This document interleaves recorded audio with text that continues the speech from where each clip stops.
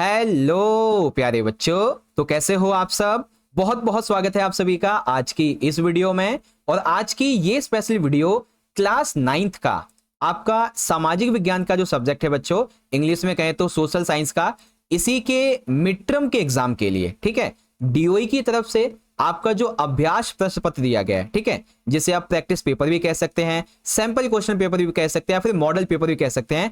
इसी के बारे में इस वीडियो में हम डिस्कशन करने वाले हैं, ठीक है। और इस वीडियो से और इस पेपर से आपको बहुत सारी हेल्प यहां से मिलने वाली है। सबसे पहले तो आपको यह पता चल जाएगा बच्चों कि इस साल का आपका जो पैटर्न है 25-26 का पेपर का पैटर्न कैसा रहने वाला है, ठीक है। हर एक बुक से जो है ना आपके किस किस टाइप के क्वेश्चन पूछे जाएंगे, ठीक है, कौन कौन से चैप्टर जो है ना इंपॉर्टेंट है, जहां से क्वेश्चन आपका ज्यादातर एग्जाम में आता है, फिर चाहे आप हिंदी मीडियम के हो या फिर इंग्लिश मीडियम के, दोनों के लिए है, ठीक है। तो पहले तो पेपर का पैटर्न समझो भाई, क्योंकि इस साल का पेपर का पैटर्न बदल चुका है पिछले साल के मुकाबले, ठीक है। अब पेपर वैसे तो 3 घंटे 80 नंबर का है, लेकिन अब पेपर के अंदर 38 प्रश्न है और 4 खंड है पेपर में। खंड का आपकी इतिहास वाली किताब का, खंड का भूगोल वाली किताब का, और खंड का राजनीति विज्ञान का, और चौथा खंड आपका अर्थशास्त्र का। इसी तरीके से इंग्लिश में सेक्शन ए हिस्ट्री का है, section B geography, section C political science, और सेक्शन डी है आपका इकोनॉमिक्स का, ठीक है। पूरे सेक्शन में, हर एक सेक्शन में आपको 20-20 अंकों का दिखेगा। पूरा सेक्शन आपका, हर एक सेक्शन 20 नंबर का होगा, जिसके अंदर बहुविकल्पीय प्रश्न भी होंगे, ठीक है, 2 नंबर के क्वेश्चन भी होंगे, 3 नंबर के क्वेश्चन भी होंगे, और आपके 5-5 नंबर के और केस आधारित भी होंगे, ठीक है। 2 नंबर के क्वेश्चन में आपको 40 शब्दों से ज्यादा नहीं लिखना है, 3 नंबर के क्वेश्चन में 60 शब्दों से ज्यादा नहीं लिखना है, और 5 नंबर के क्वेश्चन में 120 शब्दों से अधिक नहीं लिखना है। और जो आपके केस वाले होंगे 3 प्रश्न होंगे, ठीक है, और 4 अंक के होंगे, वो आपको आंसर करने हैं, ठीक है, 100 शब्दों से अधिक नहीं, ओके। इसके अलावा मानचित्र आधारित प्रश्न होंगे बच्चों 2, एक रहेगा इतिहास से 2 नंबर का, एक रहेगा भूगोल से आपका 3 नंबर का, ठीक है। इसी तरीके से बच्चों आपका इंग्लिश मीडियम में देख सकते हैं, जितनी भी बातें यहाँ पे मैंने हिंदी मीडियम में बताई हैं ऑलमोस्ट सब यहाँ पे लिखी हुई है, ठीक है। आपका पेपर का पैटर्न इस तरीके का रहेगा। तो आओ बच्चों जल्दी से देखते हैं कि आपका पेपर कैसा है, क्या क्या उसमें पूछा गया है। सबसे पहले आप यहाँ पे देखेंगे तो आपका खंड का शुरू होता है बच्चों इतिहास का, ठीक है, इतिहास का शुरू होता है।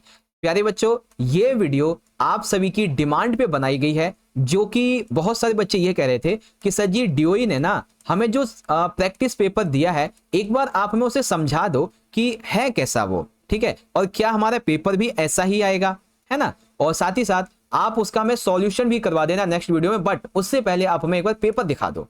तो आपकी डिमांड पे हम ये पेपर देखने वाले हैं, एनालाइज करने वाले हैं कैसा होगा। जैसे कि हिस्ट्री में आप देखेंगे तो टोटल 20 मार्क्स का होगा। अब देखते हैं तो पहला क्वेश्चन एमसीक्यू है, दूसरा एमसीक्यू है, तीसरा एमसीक्यू है आपका, ठीक है, चौथा एमसीक्यू है। तो कुल मिलाकर बच्चों हिस्ट्री में आपके 4 एमसीक्यू हैं, है ना। क्या एमसीक्यू में पूछा गया बच्चों कि 1789 में फ्रांसीसी क्रांति से पूर्व फ्रांस में निम्नलिखित में से किसे कर लगाने का अधिकार प्राप्त था, ठीक है, कौन था वो बच्चों। तो आप इनकी अच्छे से प्रैक्टिस करो। फिर है फ्रांस की उस मुद्रा का नाम बताइए जिसे 1794 में समाप्त कर दिया गया था, है ना। ऐसे करके यहाँ पे एक और क्वेश्चन है, गुज्जर बकरवाल घुमंतू चरवाहा समुदाय किस राज्य या किस केंद्र शासित प्रदेश के निवासी हैं, है ना। तो इस तरीके के आपके क्वेश्चन है। अभिकथन कारण वाला क्वेश्चन है बच्चों कि जैकोबियन क्लब के सदस्यों को 100 कुलात के नाम से जाना गया, कारण जैकोबियन क्लब के सदस्य मुख्यतः समाज के कम समृद्ध हिस्से से आते थे, है ना। तो ये क्वेश्चन है इस तरीके से आपके। और क्वेश्चन देखेंगे 2 नंबर का, पहला क्वेश्चन क्या है, एक ही क्वेश्चन रहेगा बच्चों 2 नंबर का हिस्ट्री में, कोंकणी किसान धंगर चरवाहा समुदाय के आगमन से किस प्रकार लाभान्वित होते हैं। कोंकणी किसान जो है ये धंगर चरवाहा जो समुदाय होते हैं, इनके आगमन से कैसे लाभान्वित होते हैं। बच्चों एक चीज मैंने नोटिस ये किया है कि जैसे ये आपका क्वेश्चन नंबर 5वां है ना, ये ऐसा क्वेश्चन है जहां पे बहुत से बच्चों की नजर ही नहीं जाएगी, ठीक है ना। तो बहुत ही कोने से ढूंढ के क्वेश्चन निकाला गया ये। फिर छठा क्वेश्चन, फ्रांसीसी क्रांति की शुरुआत में मध्यम वर्ग की भूमिका का वर्णन कीजिए। ये तो बहुत आसान क्वेश्चन है 3 नंबर का। अब आते 5 नंबर के क्वेश्चन। पहला, रोबेस्पियर के शासनकाल को आतंक का शासनकाल क्यों कहा जाता है, अथवा फ्रांसीसी क्रांति का विश्व पर पड़े किन्हीं 5 प्रभावों की व्याख्या कीजिए। बहुत अच्छे से बच्चों आपको मैंने एक पीवाईक्यू करवाया हुआ है, ठीक है। अभी कुछ देर पहले मैंने एक पीवाईक्यू अपलोड किया था, जिसे अभी भी 5-7 हजार बच्चे देख चुके हैं। तो अगर आपने वो पीवाईक्यू नहीं देखा है तो उस पीवाईक्यू को देख लीजिए, आपकी प्रैक्टिस वहां से भी अच्छी हो जाएगी, ठीक है। फिर आपको यहाँ पे अनुच्छेद दिया गया बच्चों, ये अनुच्छेद पढ़कर आपको इन प्रश्नों के उत्तर देने हैं, ठीक है। उसके बाद यहाँ पे देखेंगे बच्चों तो मैप रहेगा क्वेश्चन नंबर 9 के अंदर, मानचित्र आधारित इसमें है कि फ्रांस की राजधानी बतानी है आपको और दास व्यापार से संबंधित एक शहर बताना है। ठीक है, तो फ्रांस की राजधानी यहाँ पे है और दास व्यापार से संबंधित एक राज्य आपका यहाँ पर है। ठीक है ना, तो इस तरीके से आपका मैप रहेगा। और एक बार इसी का इंग्लिश वर्जन देख लेंगे। सेक्शन ए आपका हिस्ट्री में यहाँ पे रहेगा इस तरीके से। ठीक है, सेक्शन ए हिस्ट्री मीडियम में आपका इस तरीके से यहाँ पे रहने वाला है। ओके, यहाँ पे देख सकते हैं इस तरीके से आपका जो पूरा का पूरा सेक्शन ए है ये रहेगा। ठीक है, सारा का सारा एक ही बार में आप देख सकते हो। ओके, अब वहीं आते हैं खंड खा की तरफ, जो कि है बच्चों आपका भूगोल का। अब भूगोल में भी देखेंगे तो पहला क्वेश्चन आपका विघटन कारण क्या है। भारत का उत्तरी मैदान अत्यधिक उपजाऊ है, सही बात है। भारत के उत्तरी मैदान का सबसे विशालतम भाग खादर वाले इलाके में आता है, तो क्या ये दोनों सही हैं? इसको आप देखो, अच्छे से समझो। फिर नीचे दिए गए विशेषताओं के आधार पर विकल्पों में से पहचान कीजिए कि यह भारत का कौन सा भौतिक स्वरूप है। ठीक है, ये उत्तर के मैदान है, भारतीय मरुस्थल है, तटीय मैदान या फिर प्रायद्वीपीय पठार है, क्या है ये देखना है।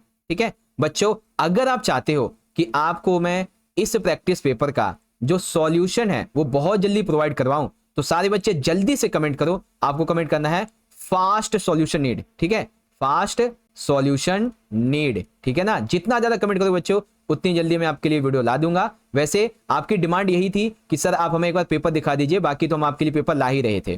ठीक है, बट आपकी डिमांड थी कि सर पेपर दिखा दो, समझा दो एक बार, ताकि हमारी प्रैक्टिस अच्छी हो जाए। तो लीजिए, आगे हाजिर है आपके लिए। 12वां क्वेश्चन, उचित विकल्प की सहायता से रिक्तान की पूरित कीजिए कि लूनी नदी जो वो कहां पर बहती है। ठीक है, लूनी नदी कहां पर बहती है। 13वां, भारत का पूर्वी पड़ोसी देश कौन सा है बच्चों। नेपाल है, बांग्लादेश है, श्रीलंका है, पाकिस्तान है, कौन सा है। अब 2 नंबर का एक क्वेश्चन है, सिंधु नदी तंत्र की विशेषताओं का वर्णन कीजिए बच्चों। सिंधु नदी तंत्र की विशेषताओं का वर्णन। अब 3-3 नंबर के 2 क्वेश्चन है हमारे कि भारत के भौगोलिक विस्तार का वर्णन करो। बहुत आसान है भाई ये क्वेश्चन तो।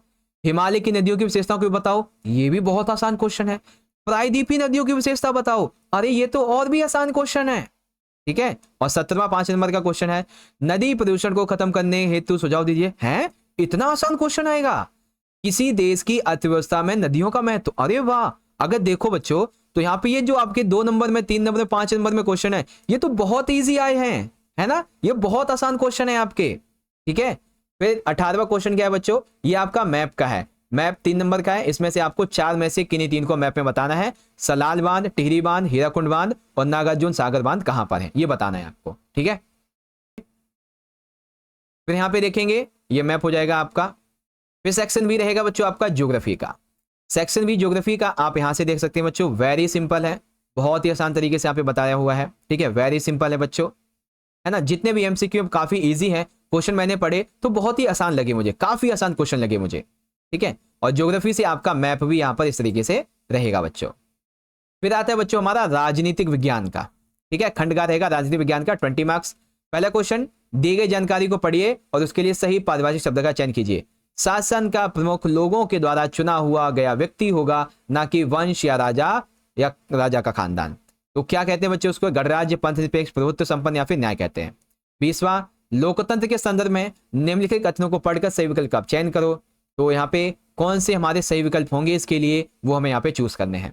ठीक है, आप सभी बच्चे इसका जो सॉल्यूशन है, चाहे तो आप अपनी कॉपी में लिख सकते हो, चाहे तो आप प्रैक्टिस करके रख लो, आपको मैं बताऊंगा जब सॉल्यूशन लेके आऊंगा। ठीक है, बट उसके लिए आपको कमेंट करना है। ओके, सही मिलान की पहचान करो, जो इसमें से सही है वो आपको पहचानना है। निम्नलिखित में से कौन सा कथन भारतीय संविधान के संदर्भ में गलत है। भारतीय संविधान के संदर्भ में कौन सा गलत है। भारतीय संविधान राजतंत्रात्मक शासन पद्धति पर बल देता है, बिल्कुल गलत है ना। दक्षिण अफ्रीका में अश्वेत लोगों पर बहुत अत्याचार हुए, बिल्कुल सही बात। दक्षिण अफ्रीका के शासक रंग भेद में विश्वास नहीं रखते थे, गलत बात है, विश्वास रखते थे तभी तो।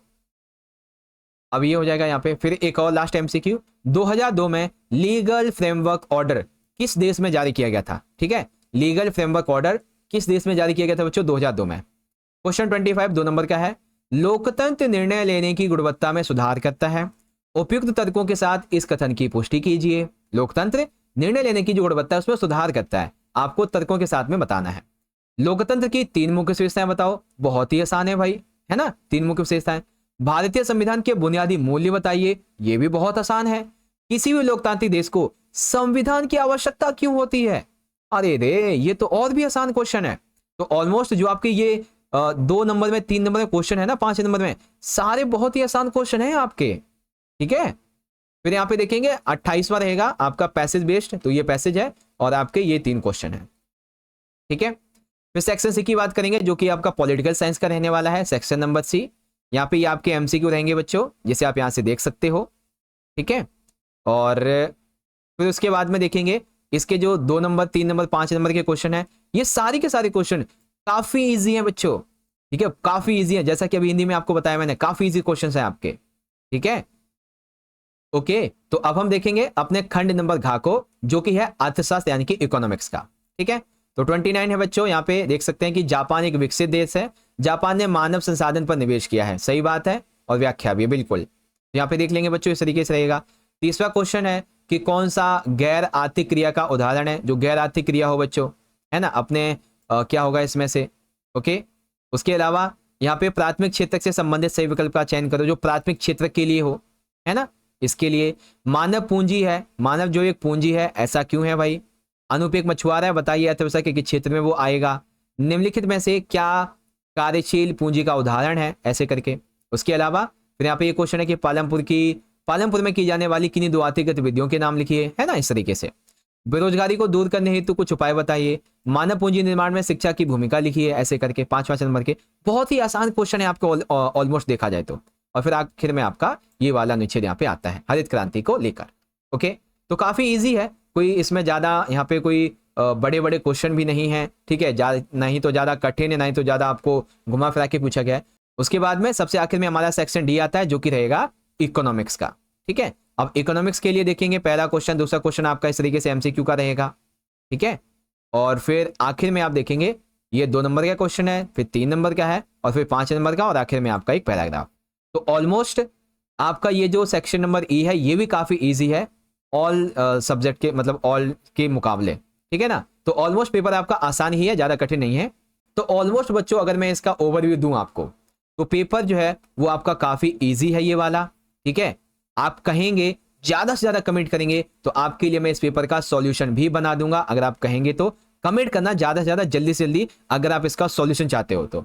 ठीक है, बाकी आपके लिए हम नए सैंपल पेपर्स तो बनाएंगे ही अपनी तरफ से, वो लेकर ही आएंगे, तो उनकी चिंता मत करो, उनकी और भी अच्छी तैयारी आपकी करवा देंगे, सो डू नॉट वरी। ठीक है, तो आप जल्दी से बताओ अगर आपको सॉल्यूशन चाहिए इसका, चाहे हिंदी मीडियम की बात कर लें चाहे इंग्लिश मीडियम की। ठीक है, जल्दी से बताओ। बाकी आप सभी के लिए ऑलरेडी हमने एक पीवाईक्यू जो है वो अपलोड कर दिया है, पीवाईक्यू विद सॉल्यूशन। अगर आपने वीडियो नहीं देखी तो देख लेना। ओके बच्चों, तो चलिए मिलते हैं आपसे अगली वीडियो में। अगर आप सॉल्यूशन के लिए कमेंट करेंगे तो सॉल्यूशन आ जाएगा, अदरवाइज आपको मैं सैंपल क्वेश्चन पेपर जो हम बनाएंगे वो आपको करवाएंगे। ठीक है, चलिए बच्चों मिलेंगे नेक्स्ट सेशन में। बहुत बहुत धन्यवाद। जय हिंद, जय भारत, वंदे मातरम।